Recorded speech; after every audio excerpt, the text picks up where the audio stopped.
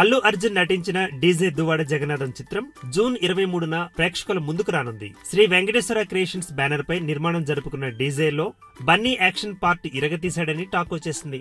బన్నీ సరసన హీరోయిన్ గా పూజా హెగ్డే నటించింది.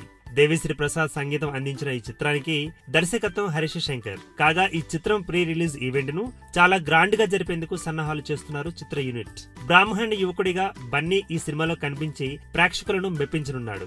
ఒకే పాత్రలో 2 షేడ్స్ ఉంటాయని టాక్ వినిపిస్తోంది. ఇప్పటికే ఈ చిత్రంలోని పాటలను యూనిట్ రిలీజ్ చేయగా సూపర్ డూపర్ మ్యూజిక్ అనే కామెంట్స్ ను సొంతం చేసుకుంది. ప్రీ రిలీజ్ ఈవెంట్ ను నిర్వహించేందుకు ముహూర్తం ఖరారైంది. జూన్ 12 నాడు ఈవెంట్ ను జరపాలని యూనిట్ నిర్ణయించింది. ఈ మేరకు ఏర్పాట్లు చకచకా జరిగిపోతున్నాయి.